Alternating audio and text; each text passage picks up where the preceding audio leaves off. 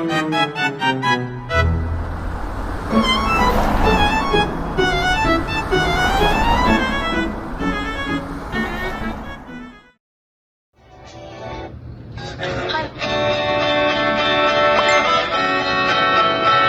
no na sige sandang Dev, kapuya. Uy, tunanan na pod. Hello, kakasta ra ba sa video eh? Laya ni. Sugdal ka ni para mamana. Good day, everyone. For the new topic that we will be discussing about is all about the parental authority and parenting styles. Before we start on discussing this topic, I just want to say that I hope you guys are safe within your homes and houses, because especially due to the multiple aftershocks that have been carried within this month of October because of the recent earthquake that had just occurred on the 30th day of September. Multiple aftershocks are still expected to occur until the month of December, according to Pillbox. So with that said, I hope you guys will be able to pay attention and understand this topic that we'll be discussing about. Now we will be discussing our discussion. So you guys might be wondering what the parental authority and parenting styles are. So I think those two terms might be unfamiliar to you. So let me separately explain them in order for you to furtherly understand those concepts. So the parental authority is actually referring to the right or the power of a parent to discipline, teach, guide, and also make decisions for their children for the sake of their well-being and the successful future of their children, which is the main duty or the main role of a parent for them to raise their children. And speaking of parenting styles, this refers to the way on how the parent will use that authority to raise their children. Because both the parental authority and parenting styles, both of them depends on how successful the life of a children will be, because depending on how the parents will raise their children, that will solely influence the character, the attitude, the personality, and the future of a child, depending on how they will raise their children. Now, speaking of parenting styles, there are 3 different kinds of parenting styles that are made by Diana Baumrind, which is a developmental and clinical psychologist. And these 3 different parenting styles are called the authoritative, the authoritarian, and the permissive or indulgent parenting styles. Now, we do not just have the positive side of parenting styles, we also have the negative side, which are made by Makubi and Martin, and that is what we call the uninvolved or neglectful style of parenting. Now that I've done discussing about the concept and the definition of parental authority and parenting styles, my co-reporter will be discussing about the 3 different kinds of parental authority and parenting styles. So before diving into the different types and their definitions, let's first clarify 2 important concepts. We have the support and demandingness. So support, also known as responsiveness, refers to the level of affection, warmth, and acceptance a parent shows towards their child. On the other hand, demandingness or control describes how much a parent regulates or manages their child's behavior. So, there are 4 types of parenting styles based on Baumrind's model. We have the authoritative, authoritarian, permissive or indulging, and uninvolved or neglectful. So for further explanation, let's tackle the first parenting style. So we have the authoritative parents. So, authoritative parents tend to have high but reasonable expectations. They communicate well with them warmly and responsibly. They also use reasoning rather than coercion to guide one's behavior. Now, what is coercion? So, coercion is the practice of persuading someone to do something by using force or threats. But authoritative parents do not use this kind of practice. This kind of parenting is considered as the key factor in the psychosocial development of the adolescent. Authoritative parents tend to raise children who are empowered to make their own good decisions, value respect, resiliency, and etc. Next, we have the authoritarian parents. So, authoritarian parents tend to have low support but high expectations. They do this because they expect obedience, because they're in charge and no explanations. The children of these parents may associate obedience and success with love, display more aggressive behavior outside home, may have lower self-esteem, conform easily, and struggle with self-control. So next, we have here the permissive or the indulgent parents. So permissive or indulgent parents tend to have high support with low expectations. This kind of parents tend to be lenient.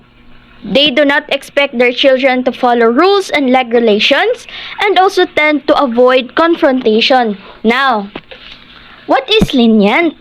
So lenience means not harsh, severe, or strict. So permissive or indulgent parents are not strict.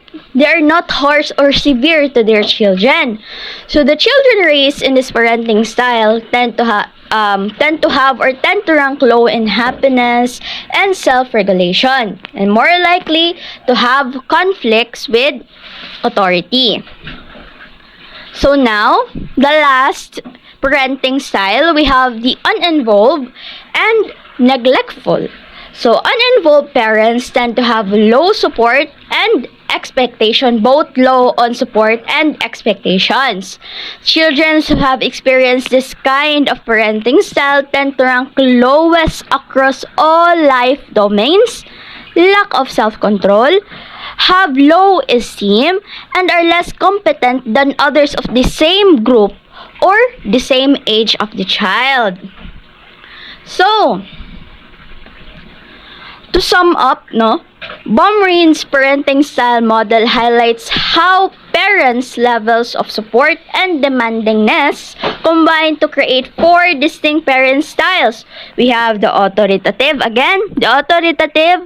authoritarian, permissive, and neglectful.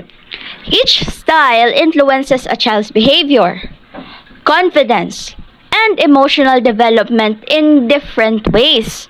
Understanding these styles allows us to see that effective parenting is not just about enforcing rules or showing love, but finding the right balance between both. Ultimately, the goal is to guide children toward becoming responsible, independent, and emotionally healthy individuals.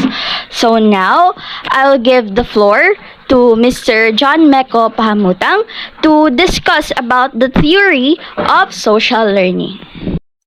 Good day, everyone. My name is John Meko Pahamutang from Grade 12 STEM 3. For this part, I'll be discussing about Albert Bandura's social learning theory. According to Bandura, people learn by observing, modeling, and imitating the behaviors, attitudes, and emotional reactions of others. This means that learning doesn't only come from direct experience, we also learn by watching how others act and the results of their actions. For example, children often imitate their parents, teachers, or even characters they see on TV, like cartoon characters. If they see a behavior being rewarded, they're more likely to copy it. This shows that our environment and the people around us play a big role in shaping how we learn and behave. Thank you, everyone. Good day, everyone! So my co-reporter have already introduced what social learning theory is, right? So we will have a short recap before we start. So basically, social learning theory indicates that learning happens through observation rather than direct experience. And now, moving forward, let's talk about the 4 important factors in observational learning. The first is attention, second is retention, third is reproduction, and lastly is motivation. First, let's talk about attention. So before learning can happen, the learner must focus on what the model is doing. So paying attention helps them understand and remember the behavior or action. So if the learner is distracted or uninterested, it makes they will miss important details, making the learning less effective. So then after observing, the learner needs to remember what they saw. So this process is the next step, and we call this retention. So this involves storing the information in their memory. Using repetition and applying it in real-life situation helps strengthen their memory. So making it easier for them to recall and imitate the behavior later on. So the last 2 will be discussed by the next reporter. Thank you! The third important factor in social learning theory is the reproduction. Reproduction is the action of performing the observable behavior and further practice in order to improve and sharpen one's skills. In relation to Baumann's parenting styles, this happens when a child starts using what they've learned to copy the behaviors, attitudes, or emotions they've seen from their parents who serves as their models. After observing and remembering these actions, they begin to act in a similar way. And as we all know, there are several styles in parenting, right? And each one creates a different learning environment. So, for example, when a child belongs to a household where parents casually shouting or saying demonic words, they tend to follow these as it is noticeable and becomes a norm in their family. Vice versa, when a parent show calmness in communication, that child will also adapt to this style. To simply put it, reproduction is the product of observation and retention. It is basically where the learning is visible by making the observations and mental presentations into actions. So, last but not the least, is the motivation. Motivation is important in the success of observational learning because motivation serves as the drive or the reason behind imitating a modeled behavior. It determines whether we, as learners, choose to copy over what we've seen. It can be affected by reinforcement and punishment. Like in the example, if one is rewarded, one is likely to continue and repeat the behavior. In relation to Borman's parenting styles, when parents acknowledge or praise the child for doing good things, a simple good job or a very good can be the reason to continue doing such things. So hi once again. So now let's talk about the application of the theory in parenting. You can pause the video. Just take your time reading the text. So as you see in the screen, parents serve as examples for their children and teens. So through observation, imitation, adolescents learn behaviors, attitude, and ways of handling life. So when parents show positive actions and values, they help their children grow into responsible and confident adults. To sum it up, parents needs to understand the challenges involved in parenting or guiding adolescents as they serve as their role models. So adolescents learn from them and follow it, and they will apply it as they grow and mature into adults. So a parent's life situations may also have an effect on how an adolescent's idea of what success means. So the adolescence sees and understands these behaviors, then imitates and make them part of their own identity. Thank you. Social Learning Theory in Parenting.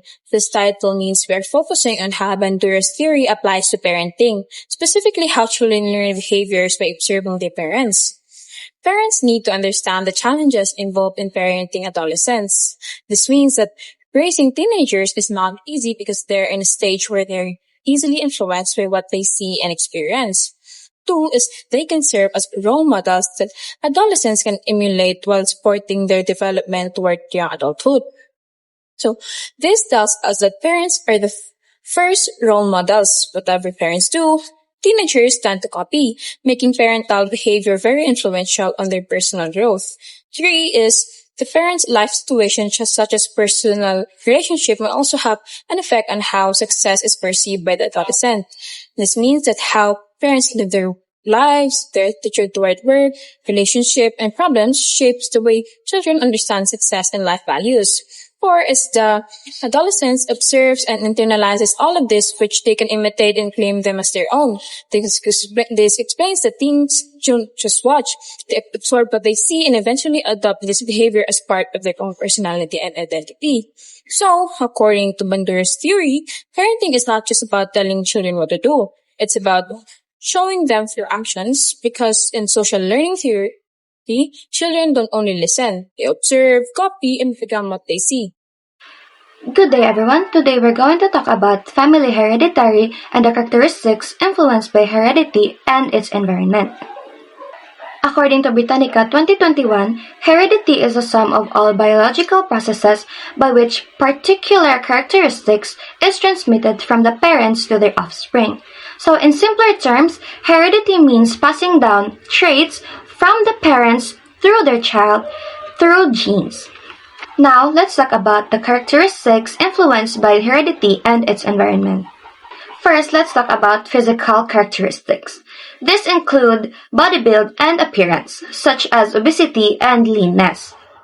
Although genes play a big role, our lifestyle and environment, like our diet and exercise, can affect how our body look. Next is health-related genetics. So hereditary can make a person predisposed to diseases such as diabetes and heart disease. This means that health issues like this run in the family but can sometimes be prevented or controlled through proper exercise, diet, or medical care. And that's all from my part. Thank you. Good day everyone. So I'll be the one to discuss the third and fourth characteristics by heredity or environment. So the third one is the mental or cognitive factors. So it refers to how the brain function and how people think, learn, and solve problems. Intelligence is influenced by both genetics and the environment.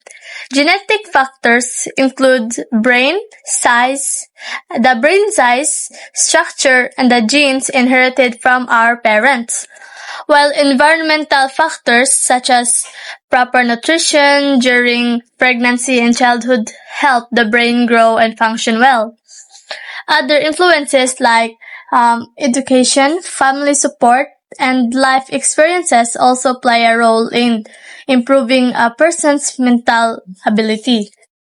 Next is, we have the last heredity characteristics. We have personal traits. On other hands, are the unique ways a person thinks, feels, and behaves. About 40 to 50% of these traits are coming from our parents, while the rest are shaped by our environment and experiences. Temperament, the first one, temperament. It refers to how an individual reacts to situations and handle emotions. Second is environment factors. So it includes families, school, and culture affects the development of these traits. And lastly, we have personality we have observation.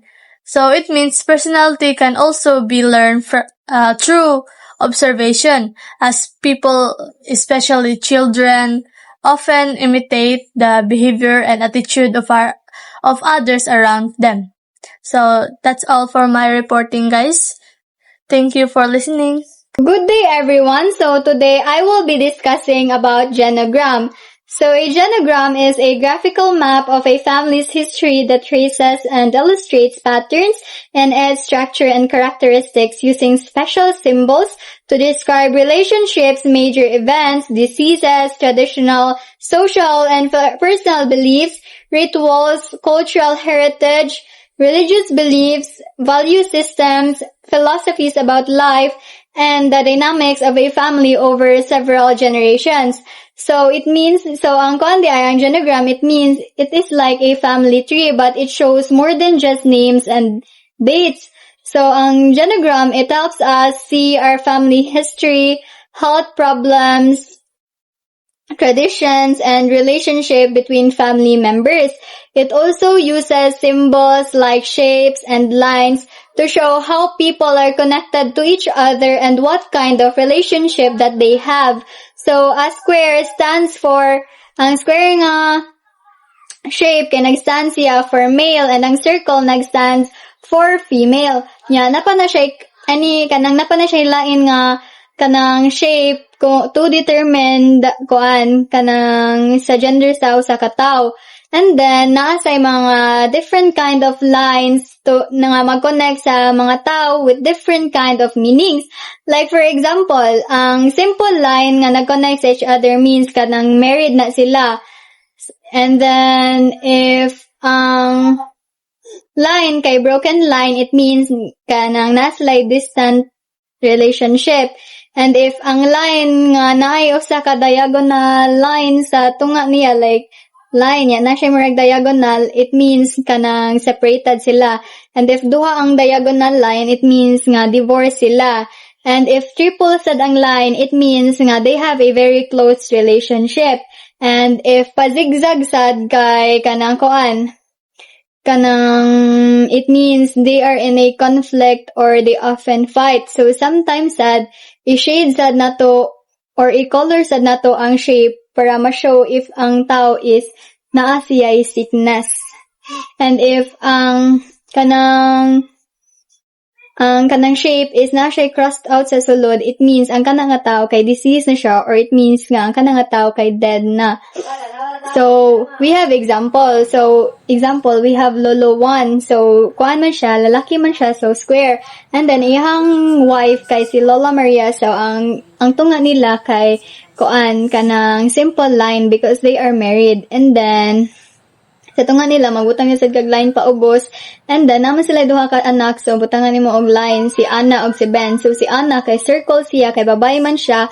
And then, si Ben kay square, kay lalaki man siya. So, for example, sa genogram, akong i-shade ang kalolo 1 nga square, kay naaman siya heart diseases. So, parehas ang gingon ganina, if naay sickness ang tao, i-shade na to ang iyahang kanang ang shape or ang katong square, i-shade na to ang sa sulod. So, i-shade sad nako si Kamaria nga circle, for example, kay nasa siya sakit, like, for example, diabetes.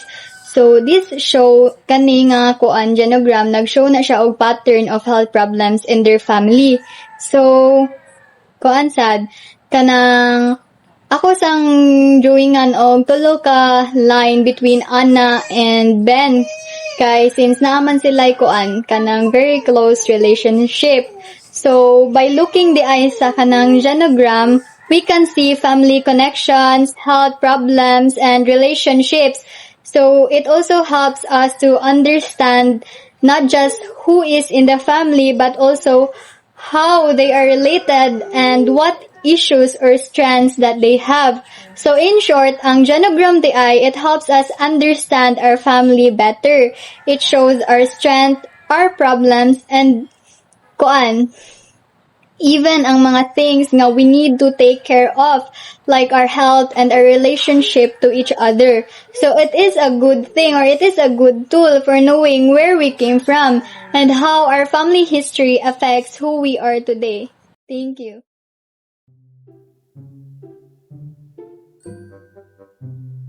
Hala na yan, sira na. Abi na kung tunanan raw. Answer na lang ko di para mamamanan ni. Hala, nagpa-quiz sad si ma'am. Napagani ko yung mga pending activities na wala pa na human. Daghan na ra ba ito eh?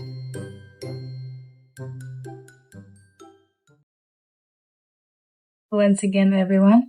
Now that we've finished discussing this lesson about the parenting authority and parenting styles, let's now proceed onto the quiz section in order for us to test on how much you understood the lesson and how much you've learned from this lesson.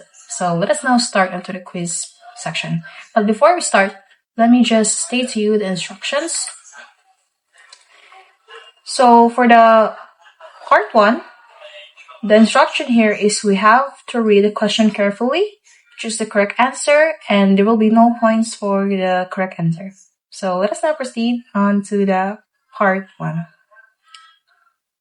So for the first question, which psychologist is known for identifying the 3 main parenting styles? Letter A, Sigmund Freud. Letter B, Diana Baumrind. Letter C, Erik Erikson. Or letter D, Makubi.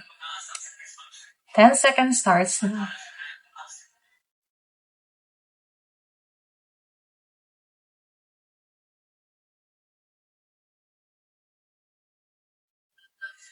So the correct answer is letter B, Diana Baumrind. And for the next question is, which parenting style is characterized by low support and high expectations from parents? Letter A, authoritarian. Letter B, permissive. Letter C, uninvolved. Or letter D, authoritative. 10 seconds starts now.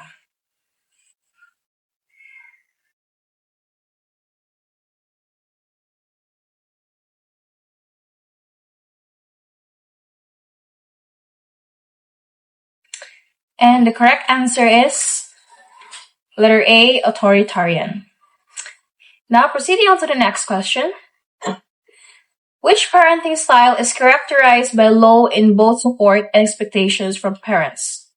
Letter A, authoritarian. Letter B, permissive. Letter C, uninvolved. Or letter D, authoritative. 10 seconds starts now.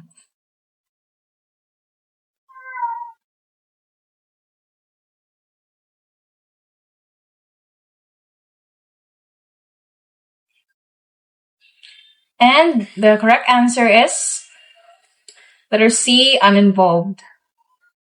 Now proceeding on to the next question. Which parenting style is characterized by high but reasonable and consistent expectations from the parents? Letter A, authoritarian. Letter B, permissive. Letter C, uninvolved. Or letter D, authoritative. 10 seconds starts now.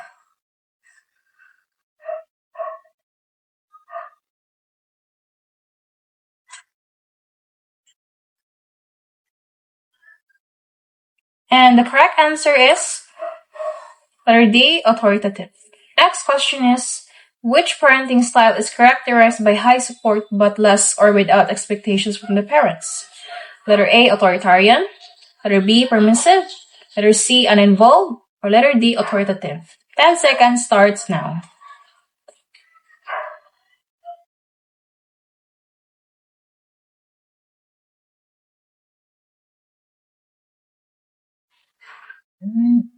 And the correct answer is letter B, permissive. Next question is, who proposed the social learning theory? Letter A, Diana Baumrind. Letter B, Thomas Edison. Letter C, Albert Bandura. Or letter D, Jean Piaget. 10 seconds starts now.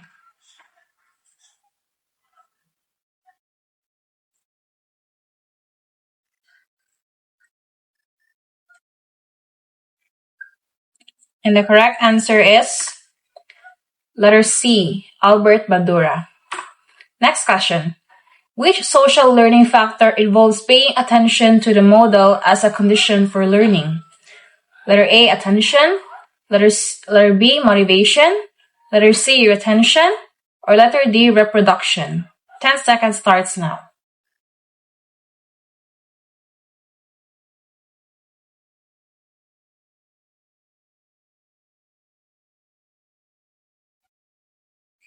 And the correct answer is letter A, attention. Next question. Which social learning factor involves being rewarded to imitate a model behavior? Letter A, attention. Letter B, retention. Letter C, motivation. Or letter D, reproduction. 10 seconds starts now.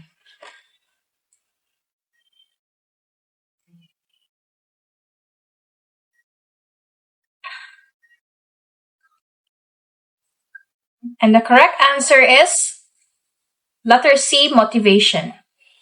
Next question. Which social learning factor refers to remembering what the model did so the behavior can be imitated later? Letter A, attention. Letter B, reproduction. Letter C, motivation. Or letter D, retention. 10 seconds starts now.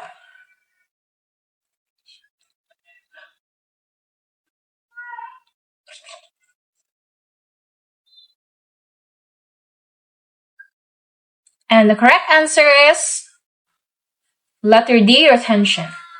Next question. Which social learning factor refers to the learner's ability to practice the behavior that they have observed? Letter A, attention. Letter B, reproduction. Letter C, motivation. Or letter D, retention. 10 seconds starts now.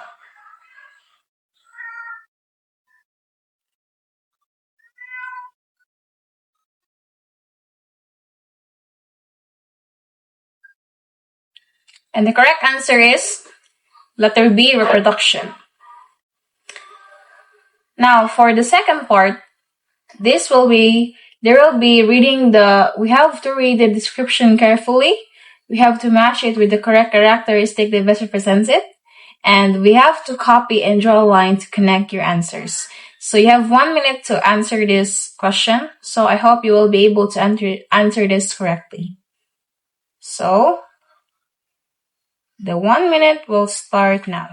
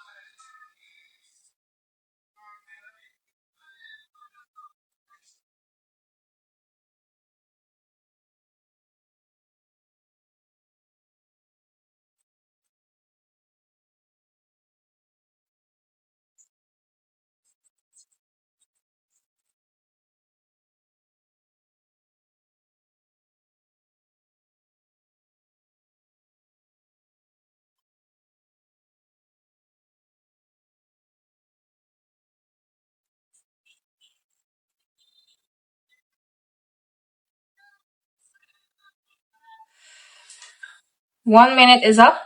So the correct answer is, so for the physical, it is related to obesity or leanness. For the health-related genetics, it is related to predisposition to certain disease. For the mental or cognitive, it is related to intelligence. And lastly, for the personality traits, it is related to temperament, environmental factors, and observation. And for the last part, you will have to give the 6 possible traits that you can trace in your family. So you will be given 30 seconds to give the 6 possible traits, and after that, the correct answers will be shown up. 30 seconds starts now.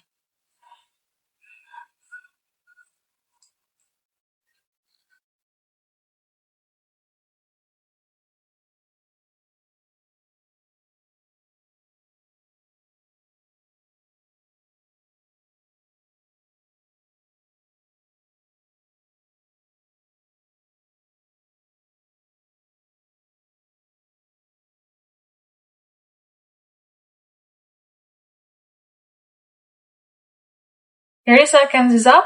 So the correct answers are physical characteristics, genetic or external factors, social and economic backgrounds, religious values, family values, and cultural background. So these answers are just, it can depends on the answers, on your answers, because not all answers should be the same, since all families are different. They have different traits that they are sharing to each other. So as long as it is related to any of these correct answers, they will be considered correct.